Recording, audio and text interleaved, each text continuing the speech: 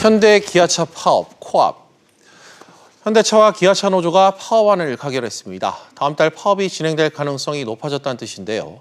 앞으로 남은 파업 절차에 대해 취재 기자와 짚어보도록 하겠습니다. 역시 산업부 윤성 기자 나와 있습니다.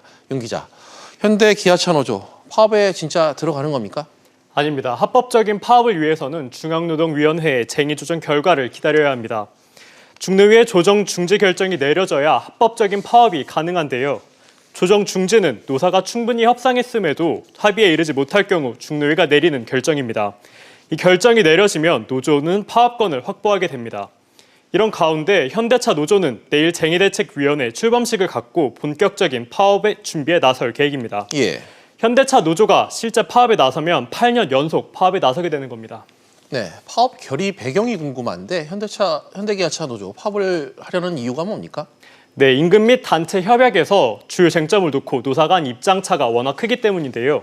현대차 노조는 사측의 기본급 5.8% 인상, 정년 연장 등을 요구하고 있습니다. 기아차 노조 역시 기본급 인상과 함께 지난해 영업이익의 30%를 성과급으로 지급할 것을 요구하고 있습니다. 하지만 사측은 지난해 실적 부진 등을 이유로 노조의 요구를 받아들이기 어렵다는 입장입니다. 네, 회사 입장에선 이제 막 실적 부진의 늪에서 좀 벗어나려고 하는 것 같은데 막상 파업이 결의가 되고 실제 돌입하게 되면 좀 약간 타격이 크지 않겠습니까? 네, 현대차의 올해 2분기 영업이익은 7분기 만에 1조 원을 넘겼습니다. 기아차의 올해 2분기 영업이익도 5천억 원으로 지난해보다 50% 이상 늘었습니다. 이런 상황에서 파업이 시작되면 이제 막 대미 수출이 시작된 팰리세이드 등 차량 생산의 차질이 불가피해 보입니다.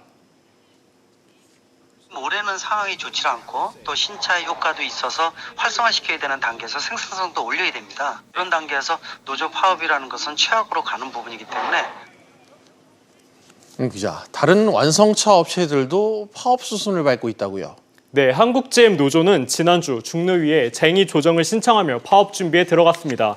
르노 삼성 노사도 임단협 교섭에서 입장 차이를 좁히지 못하고 있는데요. 현재 상황으로는 올 여름 완성차 업체의 파업이 연쇄적으로 발생할 가능성이 높습니다. 네, 윤 기자 잘 들었습니다.